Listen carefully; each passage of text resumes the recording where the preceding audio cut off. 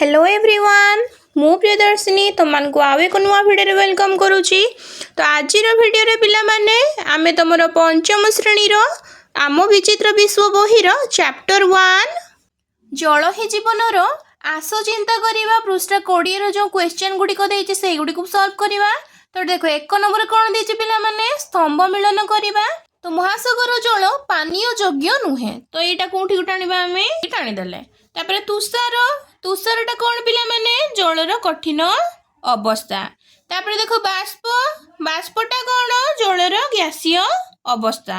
से भलिया वर्षा जलटा कौन मधुर जल। आशा करछे पिला माने तुमने एक नंबर क्वेश्चन टी बुझी पारथिबो।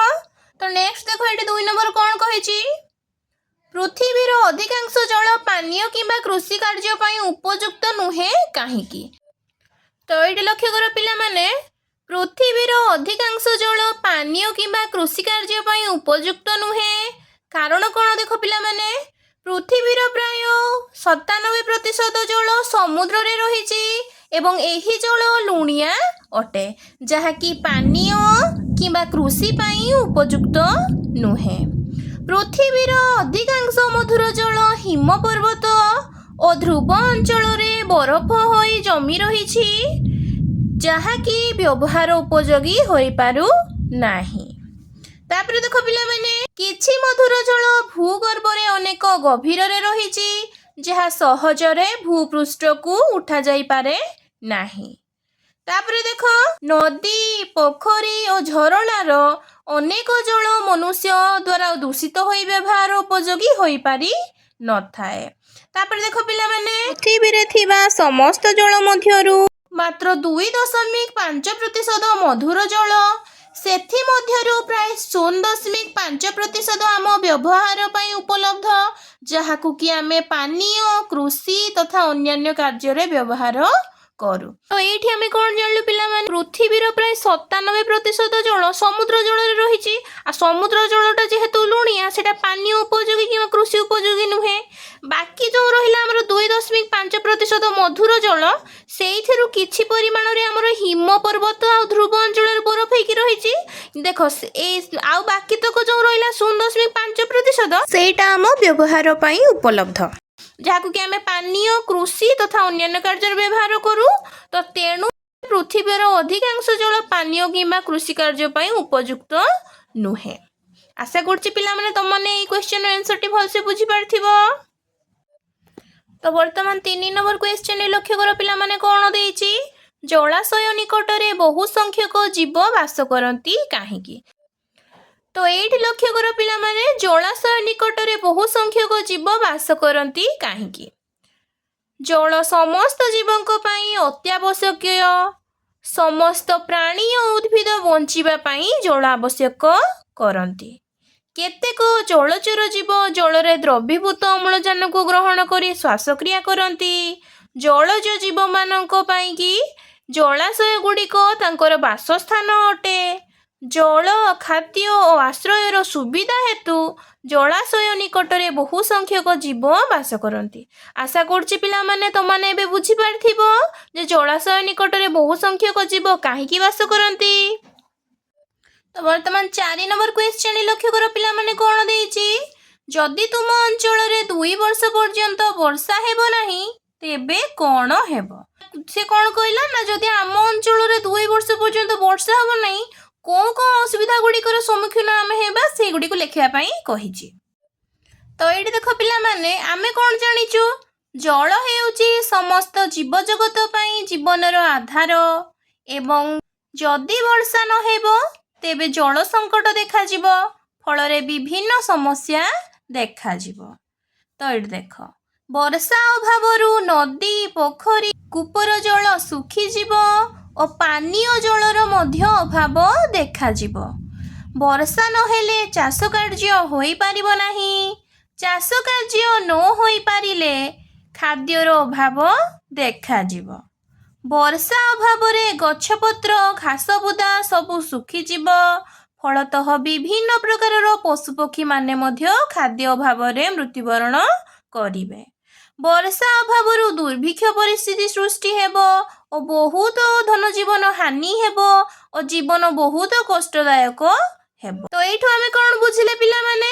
ଯଦି ବର୍ଷା ନ ହେବ ତ ନଦୀ, ପୋଖରୀ, କୂପ ଇତ୍ୟାଦିର ଜଳ ଶୁଖିଯିବ, ଯାହାଫଳରେ କି ଆମର ପାନୀୟ ଜଳର ଅଭାବ ଦେଖାଯିବ। ଯଦି ବର୍ଷା ନ ହେବ ତାହେଲେ ଚାଷ କାର୍ଯ୍ୟ ବି ହେଇପାରିବ ନାହିଁ। ଆଉ ଯଦି ଚାଷ କାର୍ଯ୍ୟ ନ ହେଇପାରିବ ଆମର କ'ଣ ଦେଖାଯିବ? ଖାଦ୍ୟର ଅଭାବ ଦେଖାଯିବ। ପୁଣି ଦେଖ, ଯଦି ଗଛପତ୍ର, ଘାସ, ବୁଦା ଇତ୍ୟାଦି ଶୁଖିଯିବ ତାହେଲେ ବିଭିନ୍ନ ପ୍ରକାର ପଶୁପକ୍ଷୀ ମାନେ ମଧ୍ୟ ଖାଦ୍ୟ ଅଭାବରେ ମରିଯିବେ। ପୁଣି ଦେଖ, ଯଦି ବର୍ଷା ଅଭାବରୁ ସେ କ'ଣ ହେବ? ଖାଇବାକୁ ଯଦି ପାଇବେନି, ପିଇବାକୁ ଯଦି ପାଇବେନି, କ'ଣ ପଡ଼ିବ? ଦୁର୍ଭିକ୍ଷ ପରିସ୍ଥିତି ସୃଷ୍ଟି ହେବ ଆଉ ବହୁତ ଧନ ଜୀବନ କ୍ଷୟକ୍ଷତି ହେବା ସହିତ ଜୀବନ ବହୁତ କଷ୍ଟଦାୟକ ହେଇଯିବ। ଆଶା କରୁଛି ପିଲାମାନେ ତମମାନେ ଏଇ 4 ନମ୍ବରର ଆନ୍ସରଟି ଭଲ ଭାବେ ବୁଝିପାରିଥିବ। ବର୍ତ୍ତମାନ 5 ନମ୍ବର କ୍ୱେଶ୍ଚନକୁ ଲକ୍ଷ୍ୟ କର ପିଲାମାନେ, କ'ଣ ଦେଇଛି? ସହର ବା ଜଙ୍ଗଲ ମଧ୍ୟରୁ କେଉଁ ସ୍ଥାନରେ ବର୍ଷା ଜଳ ଭୂତଳ ଜଳସ୍ତର ବୃଦ୍ଧି କରିବାରେ ସାହାଯ୍ୟ କରେ ଓ କାହିଁକି? ତ ପିଲାମାନେ ମୋତେ ବର୍ତ୍ତମାନ କୁହ, ଜଙ୍ଗଲ ଓ ସହର ମଧ୍ୟରୁ କେଉଁ ସ୍ଥାନରେ ବର୍ଷା ଜଳ ଭୂତଳ ଜଳସ୍ତରକୁ ବୃଦ୍ଧି କରିବାରେ ସାହାଯ୍ୟ କରୁଥିବ? ନିହାତି ଜଙ୍ଗଲ କରୁଥିବ। କାହିଁକି ନା ସହରରେ ରାସ୍ତା, ଘର ଇତ୍ୟାଦି ସବୁ କେଉଁଥିରେ ହେଇଛି? ସିମେଣ୍ଟରେ ହେଇଛି। ତ ପାଣି ମାଟି ଭିତରକୁ ପଶିପାରେ ନାହିଁ। କିନ୍ତୁ ଜଙ୍ଗଲରେ କ'ଣ ଅଛନ୍ତି? ଅନେକ ଗଛ ଆଉ ଘାସ ଅଛନ୍ତି। ତ ସେମାନଙ୍କର ମୂଳ ମାଟିକୁ ଢିଲା କରିଦିଏ, ଫଳତଃ ବର୍ଷା ଜଳ ସହଜରେ ମାଟି ଭିତରକୁ ପ୍ରବେଶ କରିପାରେ। ତ ଏଇଠି ଲକ୍ଷ୍ୟ କର ପିଲାମାନେ, ମୁଁ 5 ନମ୍ବର ଆନ୍ସରଟି କିପରି ଲେଖିଛି? ଜଙ୍ଗଲ ଅଞ୍ଚଳରେ ବର୍ଷା ଜଳ ଭୂତଳ ଜଳସ୍ତର ବୃଦ୍ଧି କରିବାରେ ସାହାଯ୍ୟ କରେ, କାରଣ ଜଙ୍ଗଲରେ ଅନେକ ଗଛ ଓ ଘାସର ମୂଳ ମାଟିକୁ ଢିଲା କରି ରଖେ।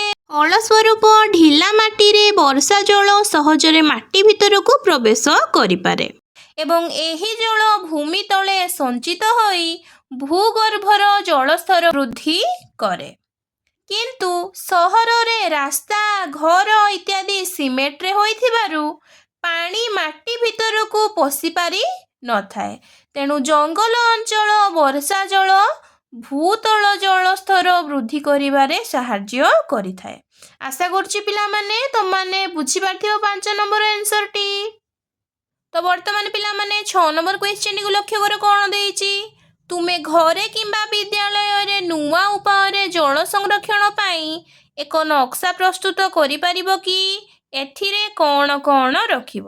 ତ ଆମେ ଘରେ କିମ୍ବା ବିଦ୍ୟାଳୟରେ କେଉଁ କେଉଁ ଉପାୟରେ ଜଳ ସଂରକ୍ଷଣ କରିପାରିବା ସେଇ ବିଷୟରେ ଆମକୁ ଆଲୋଚନା କରିବା ପାଇଁ କି ଦେଇଛି। ତ ଚାଲ ଏଇଟିକୁ କରିବା।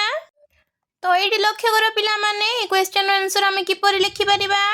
ହଁ, ମୁଁ ଘରେ କିମ୍ବା ବିଦ୍ୟାଳୟରେ ଜଳ ସଂରକ୍ଷଣ ପାଇଁ ଏକ ନକ୍ସା ପ୍ରସ୍ତୁତ କରିପାରିବି। ସେହି ଉପାୟ ଗୁଡ଼ିକ ଯଥାକ୍ରମେ କ'ଣ କ'ଣ ଦେଖ। ପ୍ରଥମେ ଏଠି ମୁଁ କ'ଣ ଲେଖିଛି? ବର୍ଷା ଜଳ ସଂଗ୍ରହ। ତ ଆମେ ବର୍ଷା ଜଳକୁ କିପରି ସଂଗ୍ରହ କରିପାରିବା ଦେଖ। ଘର କିମ୍ବା ବିଦ୍ୟାଳୟ ଛାତରୁ ପଡ଼ୁଥିବା ବର୍ଷା ଜଳକୁ ପାଇପ୍ ଦ୍ୱାରା ଟ୍ୟାଙ୍କରେ ଭରିବା ଏବଂ ଏହି ଜଳକୁ ବଗିଚା ଓ ପରିଷ୍କାର କରିବାର କାର୍ଯ୍ୟରେ ବ୍ୟବହାର କରିପାରିବା। ତ ଘରେ କିମ୍ବା ବିଦ୍ୟାଳୟର ଛାତରୁ ପଡ଼ୁଥିବା ବର୍ଷା ଜଳକୁ ଆମେ ପାଇପ୍ ଦ୍ୱାରା ଟ୍ୟାଙ୍କରେ କଲେକ୍ଟ କରି ନେବା, ଆଉ ପରେ ସେଇଗୁଡ଼ିକୁ ଆମେ କେଉଁଠି ବ୍ୟବହାର କରିପାରିବା? ବଗିଚା କାର୍ଯ୍ୟରେ ହେଉ ବା ଆମେ ଘର ସଫା କରିବାରେ ହେଉ ବା ବିଦ୍ୟାଳୟ ପରିଷ୍କାର କରିବା ହେଉ, ସେଇଥିରେ ଆମେ ବ୍ୟବହାର କରିପାରିବା।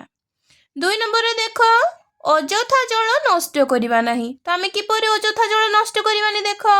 ଯେମିତିକି ଦାନ୍ତ ଘଷୁଥିବା ବେଳେ ନଳ ଖୋଲା ରଖିବା ନାହିଁ, ହାତ ଧୋଇ ସାରି ତୁରନ୍ତ ନଳକୁ ବନ୍ଦ କରିଦେବା, ଲିକ୍ ହେଉଥିବା ନଳକୁ ଶୀଘ୍ର ମରାମତି କରିପାରିବା।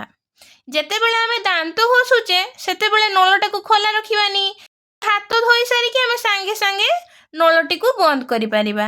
ଆଉ ଲିକ୍ ଯେଉଁ ହେଇଥିବ ପାଇପ୍ ଗୁଡ଼ିକୁ, ତ ତାକୁ ଆମେ ଶୀଘ୍ର ମରାମତି କରିପାରିବା, ଯାହାଦ୍ୱାରା କି ଆମେ ଅଯଥା ଜଳ ନଷ୍ଟ କରିପାରିବା ନାହିଁ। ଥାର୍ଡ଼ରେ ଦେଖ, ଜଳର ପୁନର୍ବ୍ୟବହାର। ତ ଜଳକୁ ଆମେ କିପରି ପୁନର୍ବ୍ୟବହାର କରିପାରିବା? ପରିବା ଧୁଆ ପାଣିକୁ ନ ଫୋପାଡ଼ି ବଗିଚାରେ ଦେବା, ଲୁଗା ସଫା ଜଳକୁ ମଧ୍ୟ ବଗିଚାରେ ଆମେ ବ୍ୟବହାର କରିପାରିବା। ନେକ୍ସଟ ଦେଖ, ଗଛ ଲଗାଇବା। ଅଧିକ ଗଛ ଲଗାଇଲେ ବର୍ଷା ଅଧିକ ହେବ ଓ ଜଳର ଅଭାବ ଦେଖାଯିବ ନାହିଁ। ଯଦି ଆମେ ବେଶୀ ପରିମାଣର ଗଛ ଲଗାଇବା ତ ଅଧିକ ପରିମାଣର ବର୍ଷା ହେବ, ଯାହାଫଳରେ କି ଜଳର ଅଭାବ ଦେଖାଯିବ ନାହିଁ। ତ ଏଇଠି ଗୋଟେ ଇମ୍ପୋର୍ଟାଣ୍ଟ ପଏଣ୍ଟ ପିଲାମାନେ, ଆମେ ସମସ୍ତ ଜନସାଧାରଣଙ୍କୁ ଜଳ ନଷ୍ଟ ନ କରିବା ଓ ଜଳ ସଂରକ୍ଷଣ କରିବା ବିଷୟରେ ଧାରଣା ଓ ସଚେତନତା ସୃଷ୍ଟି କରିପାରିବା। ଦେଖ, ଯଦି ଜନସାଧାରଣଙ୍କୁ ଜଳ ନଷ୍ଟ ନ କରିବା ପାଇଁକି ଆମେ ପ୍ରବର୍ତ୍ତାଇ ପାରିବା କିମ୍ବା ଜଳ ସଂରକ୍ଷଣ କରିବାର ଫାଇଦା ବିଷୟରେ ଆମେ ବୁଝାଇ ପାରିବା, ତାହା ସଚେତନତା ସୃଷ୍ଟି କରିପାରିବା, ତ ଆମେ ବହୁତ ପରିମାଣରେ କ'ଣ କରିପାରିବା ନା ଜଳ ସଂରକ୍ଷଣ କରିପାରିବା। ଆଶା କରୁଛି ପିଲାମାନେ ତମମାନେ ବୁଝିପାରିଥିବ ଆମେ କେଉଁ ଉପାୟରେ ଜଳ ସଂରକ୍ଷଣ କରିପାରିବା। ତ ଆଜିର ଭିଡ଼ିଓକୁ ପିଲାମାନେ ମୁଁ ଏଇଠି ରଖୁଛି। ଯଦି ତୁମମାନଙ୍କୁ ମୋ ଭିଡ଼ିଓ ଗୁଡ଼ିକ ଭଲ ଲାଗୁଛି ତେବେ ଲାଇକ୍, ସେୟାର ଆଣ୍ଡ ସବସ୍କ୍ରାଇବ୍ କରିବା ପାଇଁ ଜମା ବି ଭୁଲିବ ନାହିଁ। ଏବଂ ତୁମମାନେ କେଉଁ ଜିଲ୍ଲାରୁ ମୋ ଭିଡ଼ିଓଟିକୁ ଦେଖୁଛ ନିହାତି ମୋତେ କମେଣ୍ଟ ସେକ୍ସନରେ ଜଣାଇବ। ତ ରହୁଛି ପିଲାମାନେ, ଦେଖା ହେବା ଏକ ନୂଆ ଭିଡ଼ିଓରେ। ଜୟ Jagannath and God bless you all.